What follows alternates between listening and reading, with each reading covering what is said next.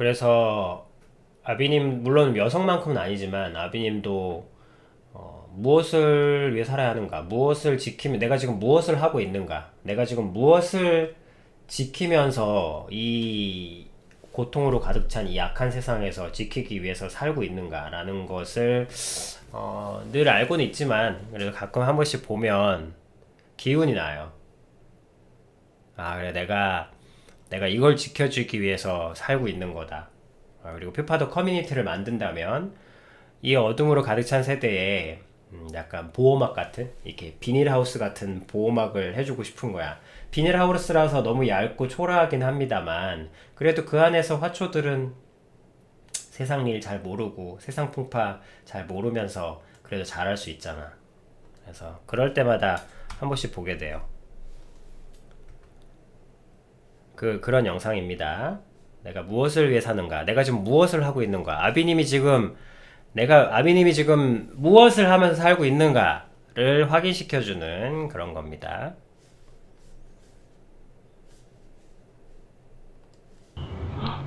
What's coming? A train! Are we gonna ride the train? Yeah. Look at how it goes to us. Oh my Yep. goodness. Here it comes. Here it comes. Hey, we gotta be safe. Stand back.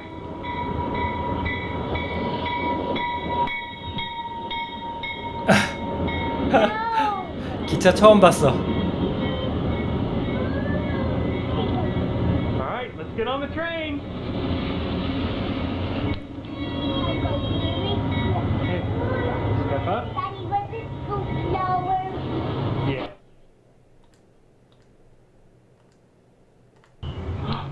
What's coming? A train! Are we gonna ride the train? Yeah. Look at how it goes to us. Oh my Yep. goodness. Here it comes. Here it comes. Hey, we gotta be safe. Stand back.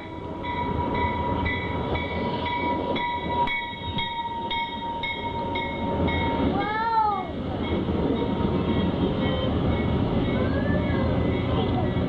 All right, let's get on the train. Hey, step up. Daddy, let it go slower.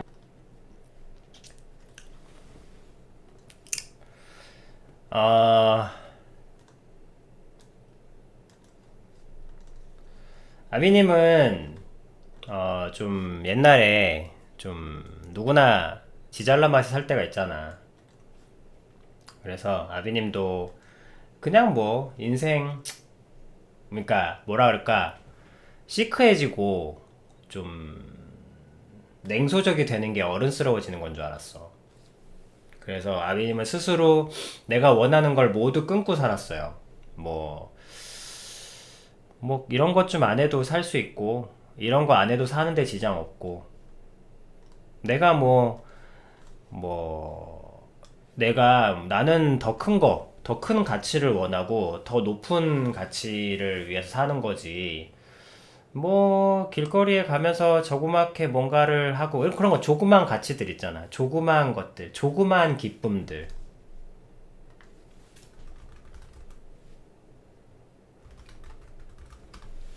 조그만 기쁨들. 그런 거 있잖아요. 왜 조그만 뭔가 그거를 딱히 설명할 수는 없지만 그때그때 그냥 뭐 퇴근길에 한 번씩 하는 인형 뽑기일 수도 있고 아니면 그냥 퇴근길에 잠깐 어느 서점에 들러서 뭐 잠깐 아니면 뭐 만화책방 같은 데 잠깐 가가지고 만화책 한 시간씩 보고 뭐 이런 것들 조그만 그냥 자기만의 조그만 소소한 즐거움 행복이라고 하기 좀 그렇고 그냥 소소한 즐거움 있잖아. 그리고 아니면은 와서 이렇게 자기가 아끼는 컵들을 이렇게 다시 순서대로 탁 다시 배열해 놓는다든지 아니면은 와서 조그맣게 그러니까 소확행이라고 하긴 좀 그런데 소확행의 뜻은 이 세상에 너무 힘드니까 조그마한 것에서 기쁨을 찾자는 약간 몸부림 같은 거잖아. 그러니까 소확행이라는 말을 아비님이 안 하고 싶은 게 저 소확행이라는 저 진정한 의미는 큰 거, 내가 바라는 게 큰 거가 있는데 그거를 누리기가 힘들고 말이 안 된다, 그러니까 좀 멀다는 걸 아니까 지금 여기서 조그만 것을 가지면서 만족하자 뭐 요런, 그래서 소가 붙잖아. 소가 붙는데 아비님은 그 작을 소자가 아니고 그냥, 그러니까 뭐랄까, 누가 슈퍼카를 갖다 준다고 해도 내가 이 장난감 이걸 만드는 기쁨을 대체할 수가 없는 거지. 근데 소확행이라는 뜻은 내가 슈퍼카를 몰지는 못하니까 당장 슈퍼카를 몰기 위한 그런 기쁨을 축적하거나 그걸 얻기 위해서 아둥바둥하면서 현실을 너무 잊지 말고 그것을 좀 줄여서 조그맣게라도 느껴보는 그런 걸 가지자. 그런 의미가 담겨 있더라고요. 그러니까 소확행이라는 말 자체에는 어쨌든 현실과의 타협이라는 부분이 좀 있더라고요. 근데 아비님이 말하는 소소한 즐거움이라는 건 다른 걸로 대체가 안 되는 건가요? 그러니까 예를 들면 자기가 좋아하는 컵을 차례대로 배열하는 기쁨. 이게 왜 소확행이야? 이건 소확행이 아니지. 이걸 대체할 게 없다니까? 내가 좋아하는 어떤 수집품들을 다시 일렬로 배열하는 기쁨?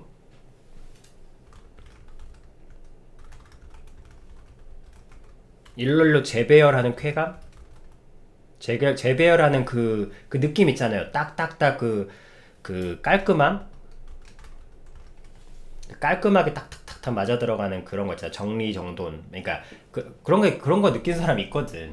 그래서 일부러 약간 헝클어. 다시 배열하려고.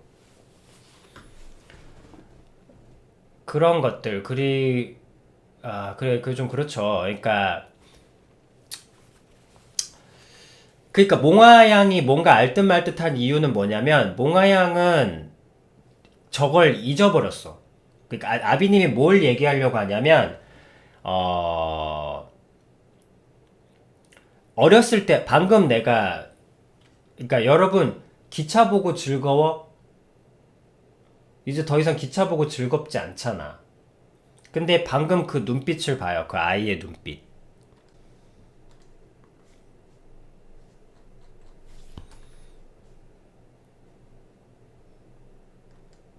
이 눈빛 말이야.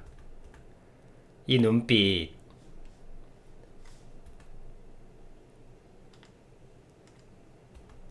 이 눈빛 말이야. 이 경이로운 눈빛 말이에요.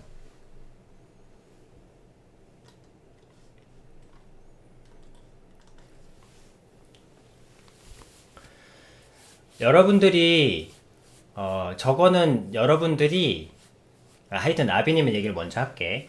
아비님은 처음에 그냥 좀 시크했어. 그냥 시크했고 그냥, 그래서 어렸을 때 다들 있었다고. 저게 어렸을 때 경이로움이라는 게 있었어. 경이로움, 삶의 경이로움이라는 게 있었다고. 그러니까 그러니까 그 경이로움이라는 게 소확행하고는 정말 다른 거야. 이건 소확행이 아니야. 작지만 확실한 행복을 만들자. 크지만 먼 행복은 너무 멀기만 하니까. 이런 느낌이 아니야. 이 조그마한 느낌. 여러분들이 어릴 때 인형을 안고 있던 느낌. 인형에 빗질을 하면서 평안을 느끼던. 아니면 뭔가 딱지를 모으던 그 느낌. 우리는 딱지 세대니까. 우리는 딱지 세대라, 이렇게 딱지를 모아서 접어서 해서 막 동네 돌아다니면서 공책들을 접어서 딱지를 만들고 팽이 돌리는 거 하고, 우리 아비님 때는 동네 문화가 있었었거든. 지금이야 동네 문화가 없지만 요즘은 레고를 만드는 나만의 다이노서. 나만의 다이노서라고 해. 저거는 로또 맞아서 나올 수 있는 표정이 아니에요.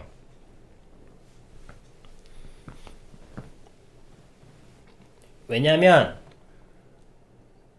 이득을 보고서 나오는 표정은 달라. 로또라는 것은 로또가 주는 그 이득을 보고 좋아하는 느낌이기 때문에 그거는 이중적인, 그거는 조건이 있는 그거예요. 그러니까 순수한 즐거움은 아닌 거지. 그러니까 아비님 말씀드리는데 대체가 불가능한 기쁨이라니까. 대체가 불가능한 기쁨들. 이미 김민님 같은 경우는 이미 잊었지. 다시 떠올려도 기억이 안 납니다. 왜? 그 증거가 뭐냐고? 이게 사라지면, 이것을 더 이상 기억할 수 없게 됐을 때, 그때 사람들이 하는 소리가 뭔지 알아요? 이걸 완전히 잊어버렸을 때. 떠올려도 생각도 안 날 때입니다. 떠올려도 기억조차 나지 않게 완벽하게 잊어버렸을 때 사람이 무슨 말을 하는지 알아요? 죽지 못해 삽니다 그래요. 사람이 딱 그 순간부터 죽지 못해 삽니다 라는 말을 달고 살아요. 그래서 김민님은 저걸 지금 잊어버렸죠.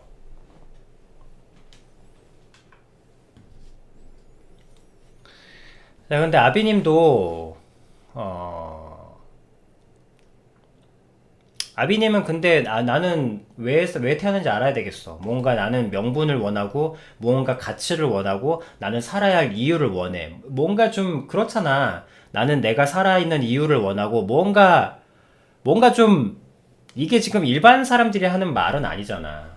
그렇지만 아비는 그걸 위해 살았다고. 근데 그거를 위해 살려고 하다 보니까 이런 조그만 가치들, 나를 위한 조그만 어떤 즐거움들은 좀 너무 이기적으로 느껴지고, 좀 너무 이기적이라기보다 좀 작게 느껴지고, 내가 이런 즐거움을 위해서 내가 시간 투자를 해야 돼. 나는 지금 살아야 돼. 나는 지금 살아야 될 이유를 찾는 게 급한데, 그러면서 아비님이 그걸 철저히 다 버리고 살았어요.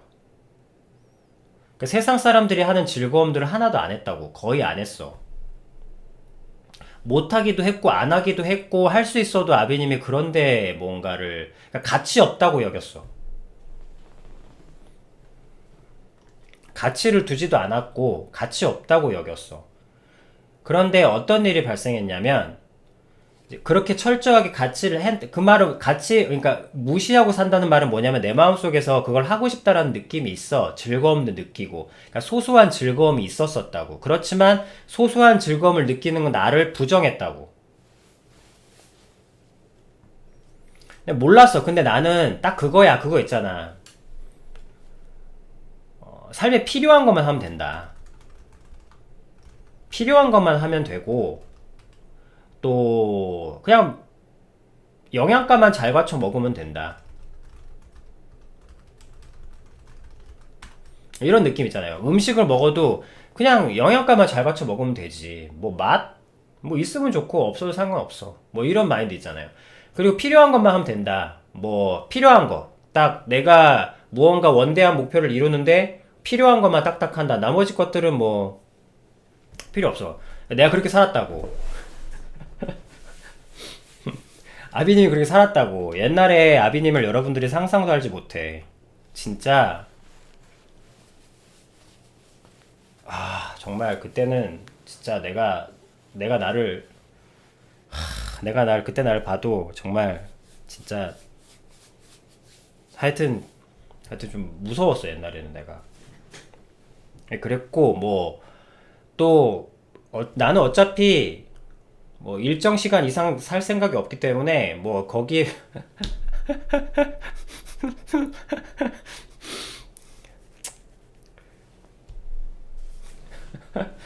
그래서 그냥 그렇게만 하면 돼. 딱 그런 마인드로 살았거든. 자, 그러다 보니까 그런 과정으로 20대를 보내고 이렇게 쭉 사는 거야. 이제 10대, 20대를 쭉 그렇게 살아. 그래서 어쨌든 말하고 싶은 포인트는 여기서 이번 시간의 관점은 그렇게 살다 보니까 어쨌든 내 마음속에서 올라오는 그런 느낌들이 있잖아요.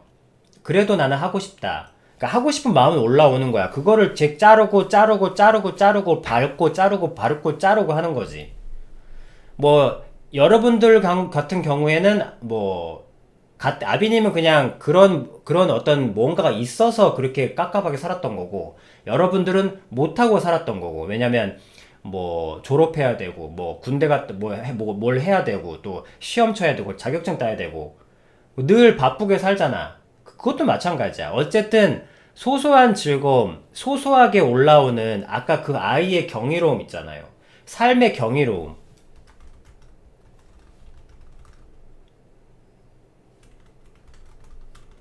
경이로운 즐거움.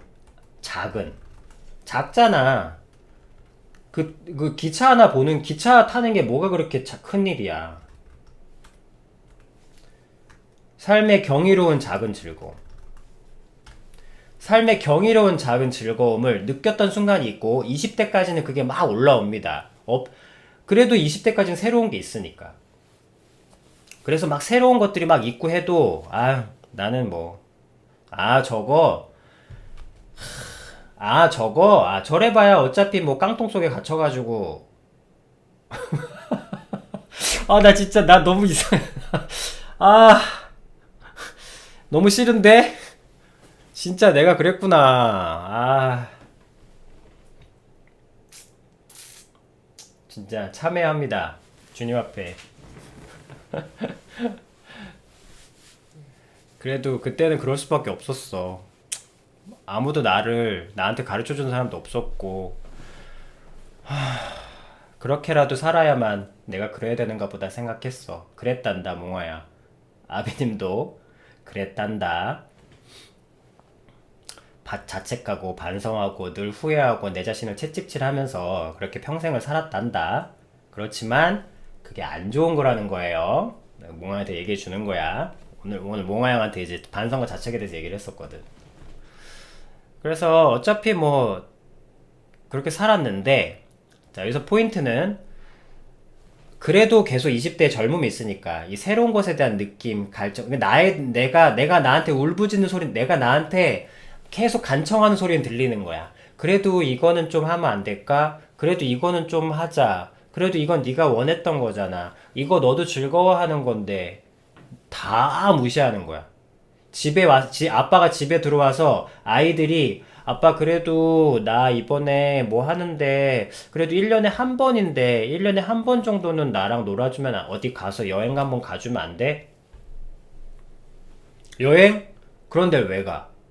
어차피 테레비 보고 하다 보면 그런데 느끼고 다 할 수 있는 거야. 응? 상상을 해. 머릿속에 앉아서 거기 여행을 간다고. 그럼 여행가 같은 간 것 같은 느낌을 느낄 수 있어. 우리 상상으로도 모든 것을 다 이룰 수 있어. 이런 아빠 있죠. 내가 내 자신한테 그렇게 했던 거야. 자, 문제는 그렇게 해서 언제든 한 27 정도? 27년? 27 정도 된 것 같아. 27세? 아니다, 27세 정도? 29세인가? 한 29세 정도? 한 30대 무렵에 오는 것 같아요. 그게. 한 29세, 30대? 30 좀, 뭐, 얼추 맞네요. 30 정도 되니까,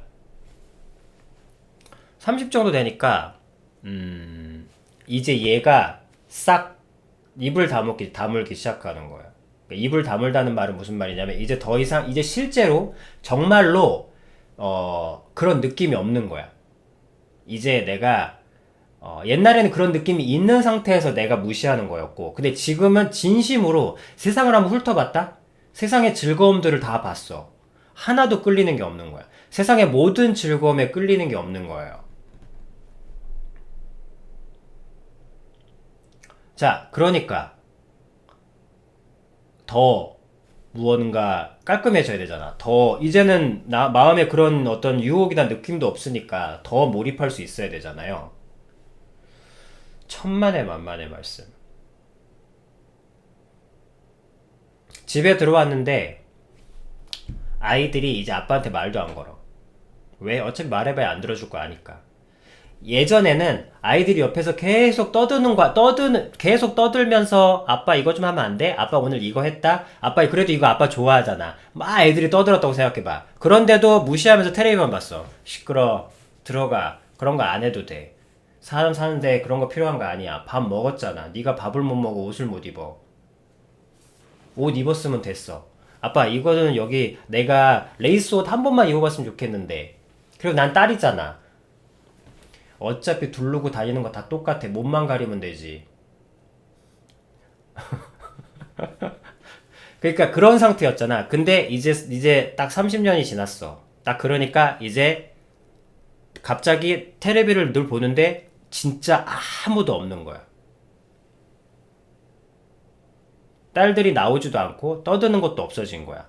자, 그러면 테레비를 보는데 이제 원하는 걸 이뤘잖아. 그토록 징글거리게 내 속에서 올라오던 소소한 즐거움들을 이제 완벽하게 무시할 수 있는 치열한 어떤 그 자기도야를 이룬 거잖아. 그죠? 이제 유혹도 없이 이제 테레비에 완벽하게 몰입할 수 있어. 문제는 그때부터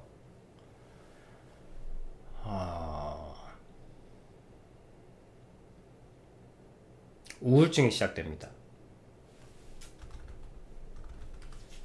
그러니까 막 뭐 해달라 떠드는 소리가 있어서 귀찮고 짜증나고 무언가 방해가 되는 거라고 생각했는데 이 소리가 이 느낌이 이 솔직한 내 느낌이 이 내 솔직한 호소가 싹 사라져 버리니까 그 빈 공간을 여러분 혹시 그거 알아요? 정말로 소음이 1도 없는 곳에 여러분들이 있으면 귀에서 이명소리 들려요. 귀에서 이명소리 나면서 굉장히 불쾌합니다. 그러니까 여러분들이 이거는 이미 여러분들도 알고 있는 거야. 검증도 많이 된 거고. 너무 소음이 없는 곳에서는 오히려 혼란스럽습니다. 완벽하게 소리가 없잖아. 그러면 오히려 마음이 평안한 게 아니라 그것에 그것도 안 좋은 것들이 채워요. 여러분, 사랑 없음의 중간 단계는 없어요. 사랑 아니면 악이야.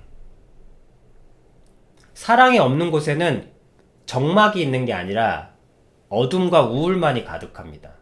빛이 없는 곳에는 어둠뿐이에요.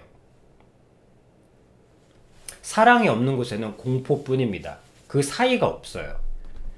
아비님이 그때부터 우울증이 시작되는 거야.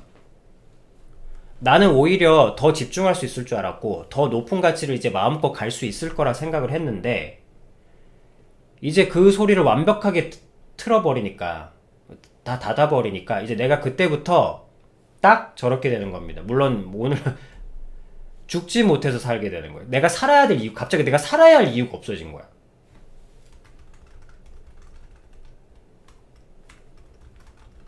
아니 물론 목표는 있어. 근데 살아야 할 이유는 있어. 왜냐면 내가 왜 태어났는지를 알고 싶다라는 그것. 근데 이건 이유가 아니야. 이건 목표잖아.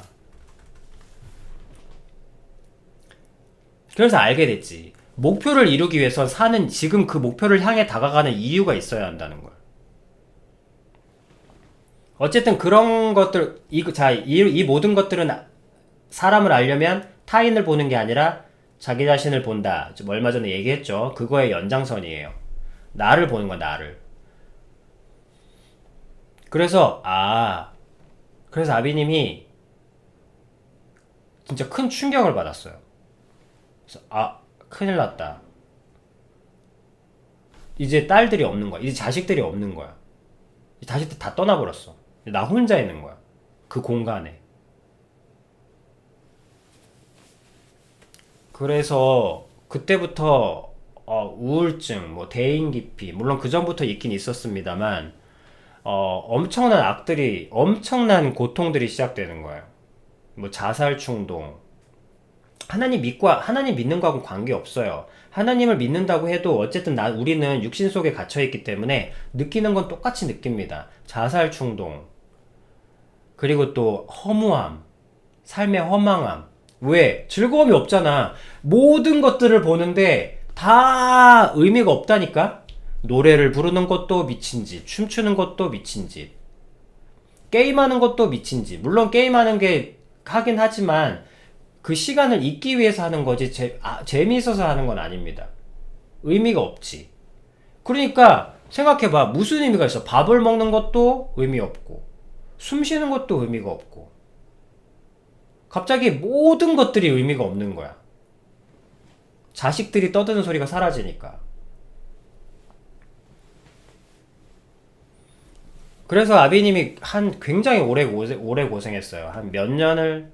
사실은 그 전부터도 작은 우울증은 있었습니다만 근데 그때 우울증은 자꾸 내가 이 목표를 가지고 가는데 그 성취 안 됨, 이루어지지 않음에 대한 디프레스였고, 거기다가 이제 이게 끝나면 괜찮아질 줄 알았는데 디프레스의 상태에서 완전 더 돼버리니까 이거는 살아야 될 이유가 없는 거야. 내 존재 자체가 없어지는 거야. 그래서 아비님이 처절하게 배웠죠. 그래서 옛날에는 뭐라 그랬냐면, 그리고 또 사실은 성경을 조금 잘못 읽으면 자기의, 그런 사람들도 많아요. 약간 불교처럼 자기의 모든 자아를 죽이라 뭐 그런 말이 있거든. 근데 그게 그런 뜻이 아닌데, 하여튼 그런 것도 막 여러 가지 종교적인 이유 섞이고 그래가지고 나를 모두 죽였거든. 그러니까 엄청난 어둠과 엄청난 공포와 엄청난 허무함과, 그래, 공포도 어느 정도 견딜 수 있고 뭐 우울증도 어느 정도 버틸 수 있겠는데, 이 허무한 거는 너무너무 힘든 거야. 허무한 거야. 그러니까 모든 것들이 다, 숨 쉬는 거, 일어나는 거, 자는 거, 보는 거, 먹는 거, 모든 사람을 만나는 거, 내가 꿈을 꾼다고 뭔 짓을 하는 거, 생각하는 거, 계획하는 거, 적는, 솔직하게 뭐 일기를 쓰는 거, 나랑 혼잣말 하는 거, 뭐 버스를 타는 거, 뭐 길을 걷는 거, 모든 것들이 다 허무한 거야. 아무 의미가 없는 거야. 그래서 거기서 처절하게 배운 게 뭐냐면, 그래서 여러분이 듣는 거예요. 처절하게. 느낌을 부정하면 괴물이 된다.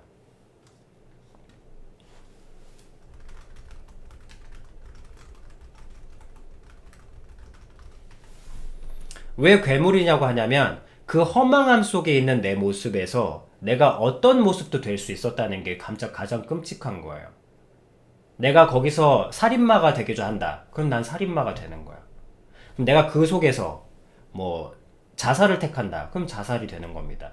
그럼 내가 그 속에서 어떤 사이코패스가 되고자 한다. 그러니까 타인을 마음껏 뭐 죽이진 않지만 마음껏 이득을 뺏고자 하는 존재가 되고자 한다. 그럼 그 존재가 되는 겁니다. 왜? 애초에 허망한 상태니까. 그래서 지금 세상에 너무 위험한 수준의 상태인 거예요. 그래서 이것이 굉장히 고민을 많이 했죠. 왜냐면 나는 일단 하나님을 아니까. 근데 도대체 이 마음의 허망함이, 내가 어떻게 하나님을 아는데 어떻게 인생이 이렇게 허망할 수가 있나. 그래서 내 마음을 보는 거죠.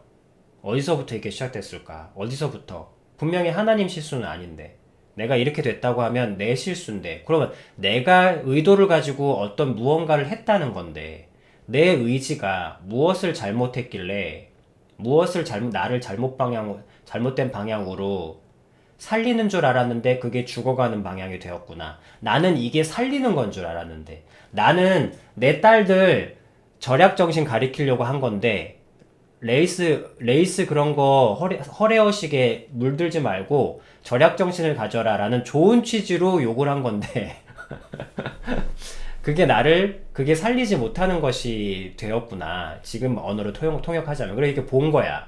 봤는데, 알게 됐죠. 그러니까 굉장히 오랜 시간이 걸려서 알게 됐어요. 왜냐면 내가 설마 그걸 거라고 생각 못 했거든.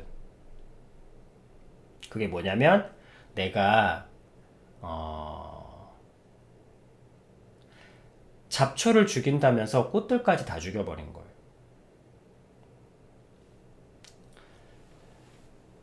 잡초를 죽인다면서 꽃들까지 다 죽여버렸어요. 그래서 내 마음은 사막이 된 거야.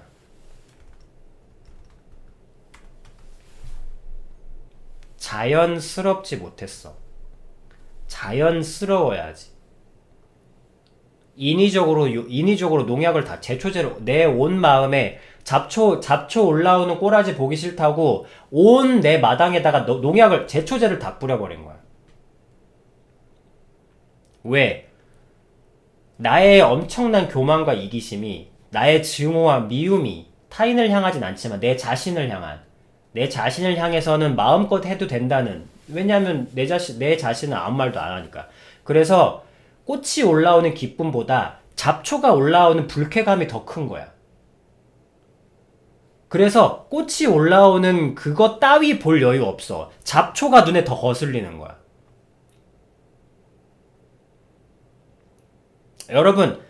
여러분들이 아무리 잘해봐야 잘한 건 당연한 거잖아. 못한 거는 가혹하게 패고. 잘한 건 당연한 거야. 그 정도쯤은 해야지 당연히. 인간인데. 근데 못한 건 인간으로서 있을 수 없는 일인 거예요.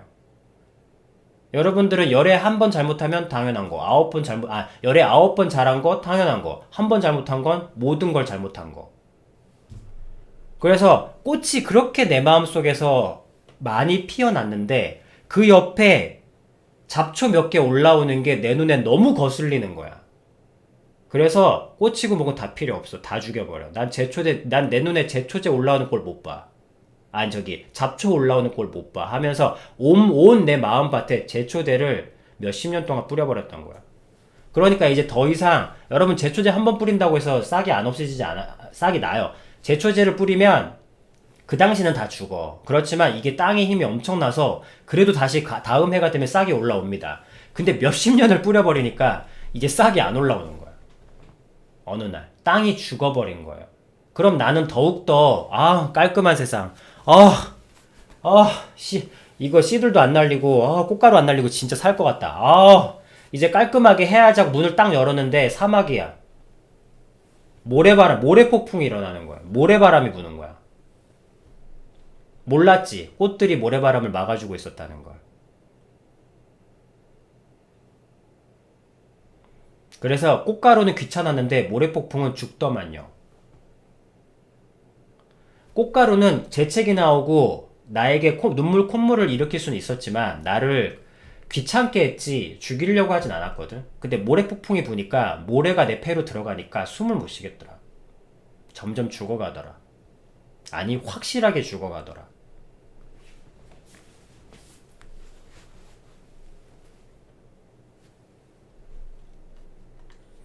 그래서 근데 내가 설마 아비님이 너무 시간이 오래 걸렸던 건 설마 그 꽃 몇 송이 때문에 이런 일이 생겼을까? 설마 그 꽃들 몇 개 못 지켰다고 해서 진짜 내 마음이 이렇게 됐다고? 를 인정하는데 오랜 시간이 걸렸어요. 여러분 그거 알아요? 인간의 바로 이런 마음 때문에 산사태가 나고 폭풍이 일어나고 해일이 일어나는 거예요. 설마 이 마음 때문에. 그래서 참새 그거 잡아 죽인다고 해서 우리가 죽을까 하고 중국에서 참새를 다 잡아 죽였어. 참새를 다 잡아 죽여서 이제 풍년을 맞을 줄 알았는데 밭에 논에 있는 참새들을 다 이제 방해 안 받기 위해서. 근데 참새를 잡아 죽인 그 해에 하여튼 뭐 그런 거야. 하여튼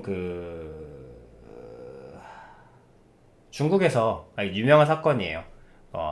참새가 벼 이삭을 너무 많이 먹으니까 중국 사람들이 이득을 더 보려고 참새들을 다 잡아 죽였어. 멸종시켰어요, 그 지역의 참새들을. 그래서 풍년을 맞출 줄 알았는데 그 한 해에 2천만 명이 죽었습니다. 굶어서.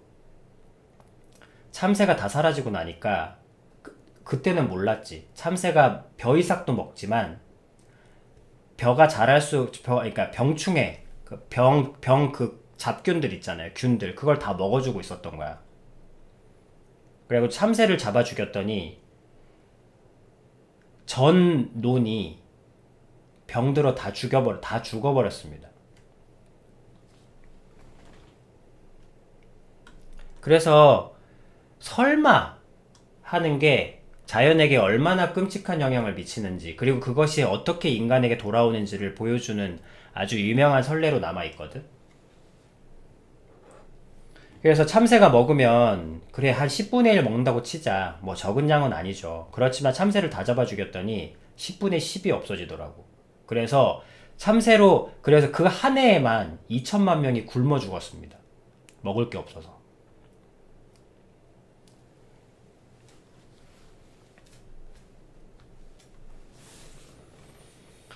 그러니까 서울 인구가 지금 1,000만이잖아. 서울 인구가 서울 인구 2배수 되는 사람이 싹 죽은 겁니다.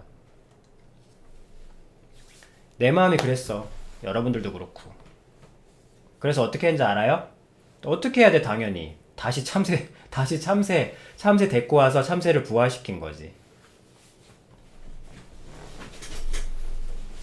참새 부화시켜서 이렇게 다시 살게 해서 다시 참새와 같이 사는 거야. 마찬가지입니다. 내가 어떻게 했겠어? 그때부터 아비님이 다시 꽃을 심었어요. 내가 좋아. 뭐 그렇다고 뭐 지금도 좀 많이 회복하진 않았어. 그렇지만 이제는 좀 합니다. 그러니까 뭔가 즐거워야 할 게 있으면 조금 나를 위해서 해요. 요런 거. 그러니까 뭐 그게 각자 사람마다 달라. 아비님은 그래도 지금은 잘 못해. 지금 여유는 없는데, 지금은 그렇게 아비님이 하는 건 없는데, 그러네요. 지금 아비님 상황이 그렇게 항상 좀 좋았던 적이 없기 때문에, 그거를 실제로 하고 있진 못하지만, 아비님이 마음이 바뀌었지. 이제 언제든 내가 하고 싶다. 이제 내가 하고 싶다는 내 마음을 인정해줘. 이제 자르지 않아.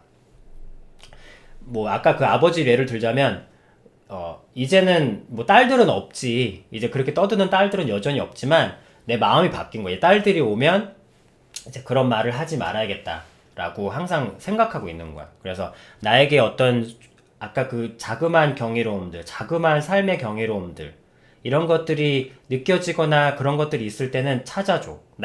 내가 잊어버렸던, 나는 삶의 경이를 느꼈던 그 옛날에 어릴 때 어떤 순간들, 그 세팅, 그리고 아비님은 이렇게 세팅하는 걸 좋아하더라고. 뭔가 이렇게 세팅을 하는 걸 좋아하더라고. 그래서 근데 이 세팅은 좀 돈이 들어가더만. 그래서 지금 본격적으로는 못하고 있지만, 옛날에는, 뭐 세팅 그런 게 뭐 중요해, 그냥 아무거나 주워가지고 하면 되는 거지. 이런 생각을 했었단 말이야. 근데 이건 나가 아니야. 나는 그렇지 않다고. 나는 그냥 그렇게 세팅을 해야 돼. 예쁘게. 딱딱딱 세팅을 해두고, 그렇게 하는 재미가 나의 어떤 대체할 수 없는 즐거움인 거예요. 그리고 아비님은, 누군가 만약에, 여러분들이 뭔가 작업을 한다. 그러면 나는 여러분들이 작업하는데 되게 세팅이, 좀 좋으면 좋잖아. 여러분들이 일을 편하게 만들어주는 세팅을 만들어주는 게 난 너무 좋은 거야. 너무너무 경이로워요. 그 일을 하는 것이 나는 그렇게 할 때, 아까 그 아이의 눈빛이 돼.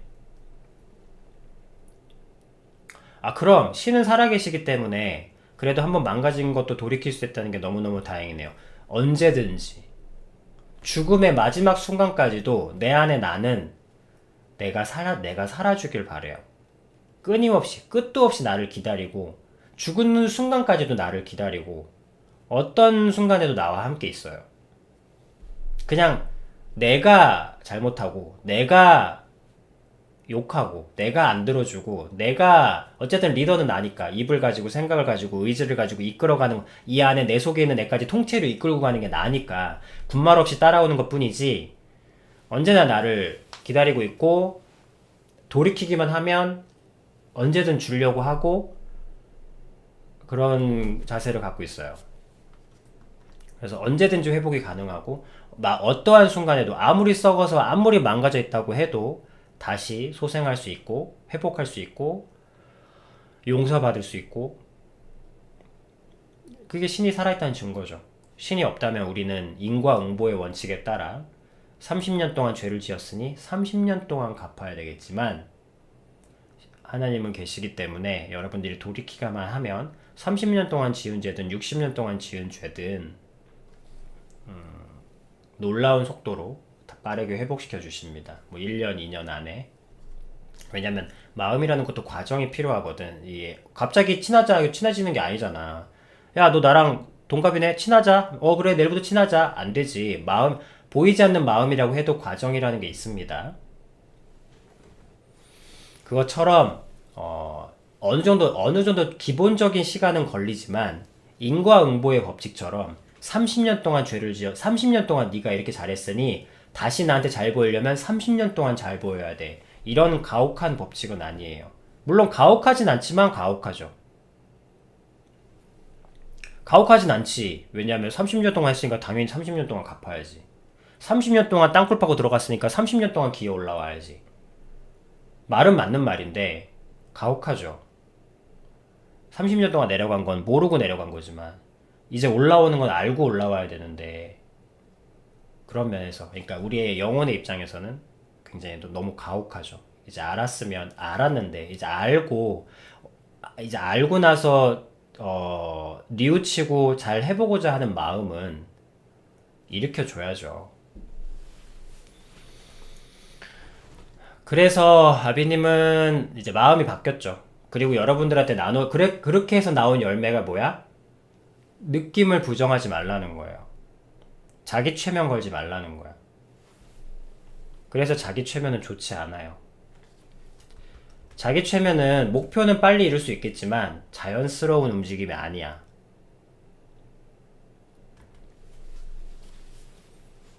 나 공부해야 돼. 이렇게 되겠지만 나중에는 엄청나게 허망해집니다. 그 마음이 무너져요. 자연스럽지 않기 때문에. 너 지금 슬퍼? 자, 레드선! 기뻐!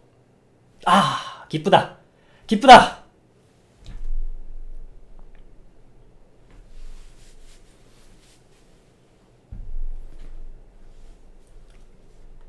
아니면 뭐 공부하는데 뭐 집중이 안 돼. 뭐 여러 가지 것들이 있겠죠. 여러분들을 목표나 이런 것들을 인위적으로 바꾸는 어떤 것들, 그런 행위들. 나 이런 거 좋아하지 않아. 뭐 이런 것들. 그래서 느낌을 부정하면 괴물이 된다고 그 말이 거기서 나온 겁니다.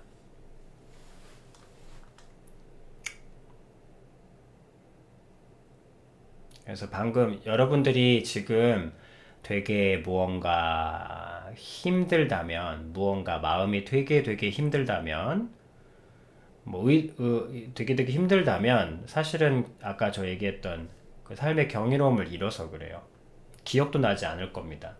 과거 어느 때, 어느 순간부터 더 이상 얘기를 하지 않아서 그렇거든. 근데 그 삶의 경이로움을 찾아야 돼요. 다시 찾아내야 돼. 삶의 경이로운 느낌. 근데 경이라고 하니까 굉장히 큰 것 같지만 아니야. 굉장히 작은 거였어. 아비님 세대는 그래도 인형 옷을 오리던 그런 문화가 있었거든. 그래서 인형 옷을 오리면서 인형 옷을 이렇게 사각 하는 그 가위질 소리일 수도 있고, 딱 가위질대로 깔끔하게 정리해서 놓는 그 조그만 그 경이로움일 수도 있고, 그 삶의 경이로움을 회복해야 됩니다. 그러지 않고서는 마음이 사막이 돼. 사막에 반드시 꽃을 심어야 합니다. 다시 심어야 돼. 그 수밖에 없어.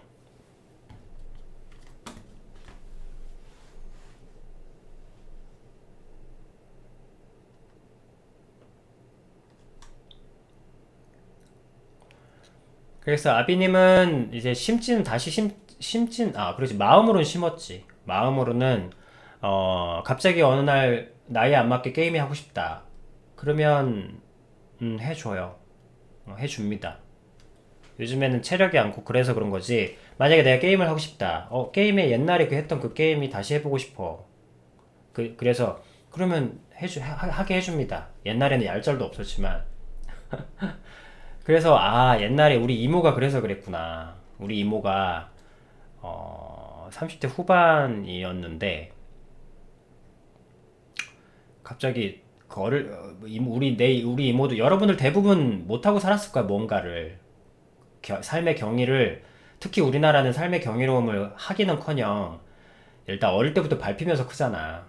어릴 때부터 그냥 무난하게 훈련받잖아. 어릴 때부터 무난하도록 훈련받잖아. 무조건 무난하도록 훈련받잖아요. 그래서 우리 이모도 갑자기 이모가 어느 날 내가 잠시 20대 때 잠깐 이모님 댁에 살 때였는데 이모님이 갑자기 둘리를 보고 싶다는 거야. 둘리를 너무 둘리가 보고 싶다는 거예요. 아기 공룡 둘리 만화가 보고 싶다는 거야. 근데 내가 지금도 너무 미안해. 지금도 내가 그때만 생각하면 너무 내가 그때 어떤 때인지 알잖아. 아빈이 아까 얘기했잖아요. 내가 20대 그때도 20대 초반이었어. 내 20대 초반에 내 모습 알잖아. 대충 내가 아까 얘기했잖아. 어떤 상태인지. 근데 내가 그런 이모를 비난했어. 다 커가지고 그런 거 본다고. 그것도 좀 잔인하게. 아비님이 말하고 마음먹고 아비님이 좀 핀잔 주면 좀 잔인하거든. 근데 이모가 그때 하여튼 그거 좀 뻔하지 뭐. 나이살 안 맞게 뒤늦게 막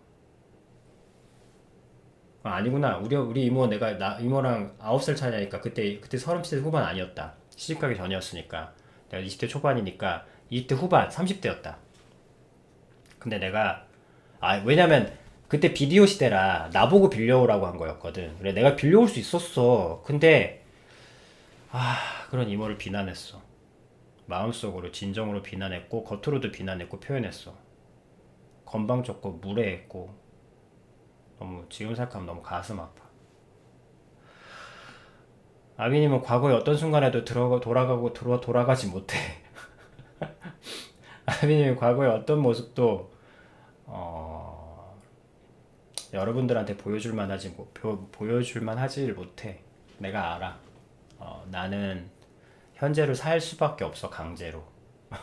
지금 현재의 모습이 그래도 가장 덜 미안해. 존재에게. 그래서 내가 그랬어요. 그런 둘리를 보고자 하는 그 이모 마음을 이해하지 못했어. 이모가 되게 어릴 때부터 굉장히 착하게 살았거든. 착하게만. 자기의 모든 걸 지우고 엄마를 고생시키지 않기 위해서 그렇게 살았거든. 그런데 이제 비로소 엄마가 돌아가시고 혼자가 이제 된 거야. 독립된 거야. 그래서 하려고 했던 첫 행위가 어릴 때 못 본 둘리를 보고 싶어 한 거였다고. 남들이 느끼는 만화를 보면서 느끼는 그 희열을 자기는 못 보고 넘겼으니까. 그런 거였는데 내가 나이살 안 맞게 만화 보고 좋아하려고 그런다고. 내가 그때 생각하면 너무 싫어. 너무 아비님은 과거 생각하면 너무 힘들어. 내가 못 견디겠어. 막 주변 사람들이 했던 내 모습을 생각하면 내 동생에게 했던 내 모습, 내 가까운 사람들에게 했던 그 모습들을 생각하면, 그리고 나서 이제 감사하게도 나도 똑같은 그런 내가 마음이 사막화되는 걸 겪어보고 나서, 그리고 나서 이제 알게 됐죠. 이런 거였구나. 정말 내가 정말 교만했구나. 진짜 내가 다 잘난 줄 알았지.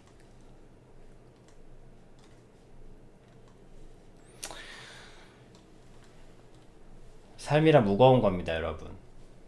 삶이란 참 무거운 거예요. 그렇지만 이게 무겁다는 게 죽으라고 내리누르는 게 아니고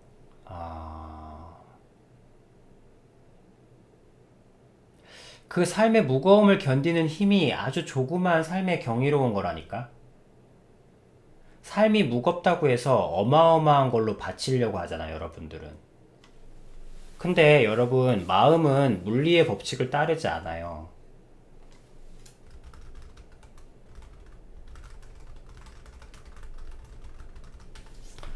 마음은 물리의 법칙을 따르지 않잖아. 말 그대로 진짜 보이지 않는 거니까. 여러분, 그게 뭡니까? 평생 이런 거 들을 수 있잖아요. 평생 묵었던 한이 따뜻한 말 한마디에 풀린다니까. 내가 평생 품었던 증오가 미안하단 말 한마디에 풀릴 수 있다니까요. 내가 엄마를 향해서, 부모를 향해서, 내가 누군가를 향해서 그토록 오래 품었던 증오와 분노가 그 사람의 진심 어린 말 한마디에 다 녹아들 수 있다니까. 내가 30년, 40년, 50년을 쌓아왔던 마음의 어마어마한 무게의 질량이 무언가 진심 어린 하나, 무언가 진심 어린 하나의 태도, 무언가 진심 어린 어떤 하나에 마주떴을 때 흔적도 없이 사라질 수 있다니까. 그 질량의 법칙을 무시한다니까. 여러분, 삶은 무거워요. 하지만 그 무거운 걸 떠받치는 건 무거운 게 아닙니다. 자그마한 경이로움이에요. 여러분, 풍선이라는 그 고무를 들어올리는 것은 얼마나 가벼운 기체입니까? 풍선, 에드벌룬 무겁다? 여러분들이 고무풍선 이렇게 고무풍선 얘기하지만 고무풍선도 여러분 한 4, 50개 뭉쳐봐. 그거 제법 무거워, 묵직해. 고무야, 고무. 여러분, 고무가 가벼운 물질이야? 무거워. 에드벌룬은 진짜 무겁습니다. 에드벌룬 혼자 못 들어요. 여러분, 그 무거운 삶의 무게를 견디는 건 묵직한 어마어마한 게 아닙니다. 가벼운 삶의 경이로움이에요. 아비님이 그때부터 좀 자유를 얻었어요. 아, 스파르타처럼 살지 않아도 되는구나. 아비님이 참 감사했던 거야.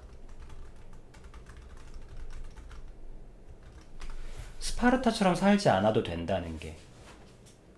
내가 무언가를 얻기 위해서 악으로 빡으로 깡으로 금욕적 이렇게 살지 않아도, 그러니까 자연스럽게 갈 수 있다는 것이 아비님한테는 좀 구원받는 느낌이었어요. 아, 내가 그렇게 살지 않아도 되는구나.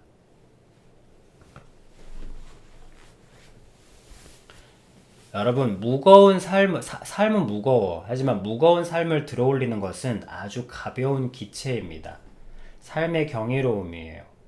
그리고 바꿔 얘기하면 그 삶의 자그마한 자기만의 경이로움을 뺏기거나 잊어버리거나 무시했을 때 이 지구상에 가장 가벼운 산소가 사라집니다. 그럼 어떻게 되지? 다 죽죠. 가장 가벼운 기체들이 사라져요. 무거운 돌과 산과 바위만 남아서 다 죽겠죠. 모두가 자연히 호흡하니까. 여러분, 돌도 일정한 수분과 기체의 호흡이 없으면 바스러집니다. 사막화돼요. 돌이 있다고 해서 멀쩡한 게 아닙니다. 자연의 흐름이 있어야만 돌도 돌일 수 있어요. 그렇지 않으면 풍화되어, 그러니까 이렇게 바스라집니다. 버석버석해져요. 그러니까 사막이 되지. 명심하세요. 삶은 무겁습니다. 인정해요. 삶이 쉽다고는 안 했습니다. 그렇지만 이 쉽지 않은 삶을 견디는 것은 무거운 무언가 성공, 실력, 뭔가 재능 이런 게 아닙니다. 자기의 무거운 삶을 견뎌내는 것은 기체 같은 가벼움이에요. 그게 뭐냐면 아까 그 아이의 눈빛 같은, 여러분들도 모두 이 아이였던 적이 있어. 그래서 자기 자신과 대화하라는 거예요. 자기 자신과 대화를 하면 금방 알 수 있어. 아니, 그러니까 자기 자신하고 말을 트게 되는데 오래 걸리는 거지, 여러분. 여러분, 사람 만날 때 뭐가 어려워? 마음을 여는 데까지가 어렵잖아. 그래서 지금 여러분들이 마음을 여는 데까지 이제 노력하는 중이라 시간이 많이 걸리는 것처럼 보이는 거야. 마음이 한번 열리기만 하면 그때부터는 쉽지. 그럼 금방 알 수 있어. 상대방이 뭘 좋아하는지. 지금까지 무슨 얘기를 참고 살았는지. 지금까지 무슨 말을 못하고 살았는지를 다 들을 수 있다니까? 시간 가는 줄 모르고 수다 떨 수 있어요. 그렇게 되면 삶의 경이로움, 자기 자신이 놓쳤던 그 삶의 경이로운 작은 것, 그것을 회복하는 것, 그것이 살고 싶어지는, 아니 죽지 못해 사는 사람들, 죽지 못해 사는 삶에, 죽지 못해 사는 삶은 환경의 문제가 아닙니다. 세상이 힘들고 삶이 힘든 이유는 환경이 힘들어져서가 아니라 감사함이 사라졌을 때예요. 근데 그 감사함은 어디서 오냐면 기쁨에서 옵니다. 억지 감사 그런 거 받기 싫잖아. 기쁘니까 감사한 거야. 그러니까 어때? 감사합니다. 뭐가 배고픈데 뭐가 누가 뭐 따줬어. 감사합니다. 감사합니다. 절로 나오잖아. 이 감사는 기쁨에서 나오는 거야. 그럼 그 기쁨은 어디에서 느낄 수 있어? 자기가 진심으로 기뻐해야 기쁘죠. 자기가 진심으로 기뻐하는 것에서 기쁘겠지. 그럼 그 진심으로 기뻐하는 게 뭔데? 내가 진심으로 기뻐했던 게 뭔데? 그게 그거예요. 자그마한 것들. 큰 게 아니라 아까 그 아이 같은.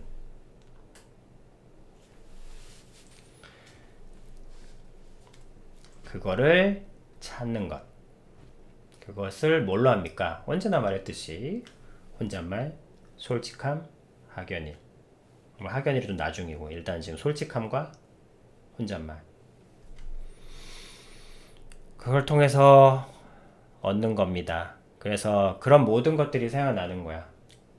많은 것들을 얻었고 많은 것들을, 그래서 아비님이 여러분들한테 가르치는 것은 아버지로서 직접 겪어본 것들, 그리고 내 목숨과 바꾸어, 때로는 내 피와 바꾸어, 때로는 내 삶 전체와 바꾸어 얻어서 녹인 것들을 아버지로서 여러분들한테 나누어 주는 거죠. 삶의 자그마한 경이로움을 반드시 찾아내야 됩니다. 그리고 하나님께서도 뭐라고 하셨냐면 빼앗겼던 그곳을 다시 찾으라고 하셨어요.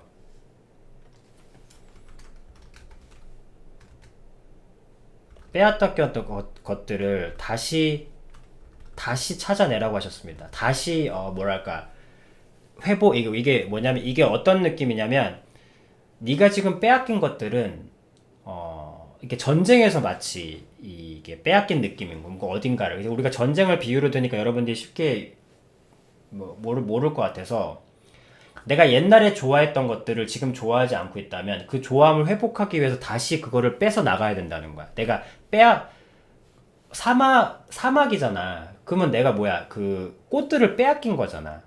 그럼 그 꽃들을 다시 찾아와. 그러니까 아까 얻어서 심는다 그랬잖아요. 근데 사실 실제로는 내 마음에 빼앗긴 것들을 다시 찾아오는 느낌으로 얻어야 되는 거예요. 다시 찾아오는. 그러니까 내 자식을 뺏겼는데 그 자식의 아까 떠들던 딸들이 사실 어디 갔냐면 다들 다른 곳으로 입양을 가버린 거야. 아니 거의 강제적으로 굴로 팔려갔지. 그럼 그 자식을 찾아오기 위한 마음으로 다시 데리고 오는 거예요.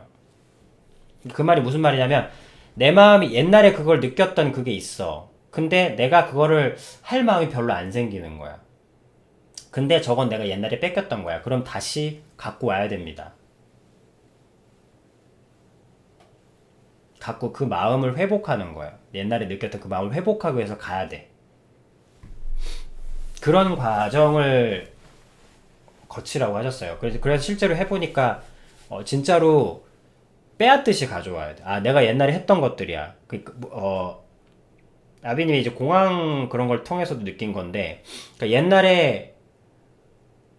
옛날에 내가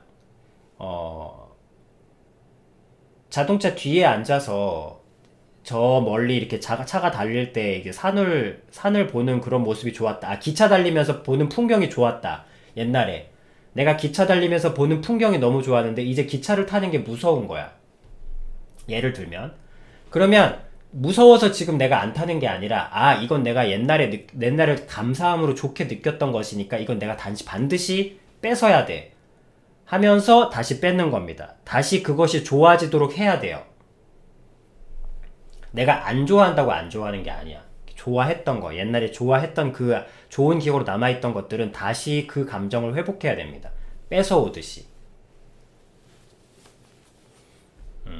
그 예를 들면, 그러니까 아주 쉽게 예를 드는 건 이제 공황장애라. 공황장애는 차 타는 게 무서운 사람도 많거든. 근데 언젠가 그냥 그런 뭐 차에서 탈 일 없으니까 그런 게 아니라 옛날에 내가 좋아했던 모든 것들을 다 다시 회복을 해야 돼요. 다시 뺏어오듯이.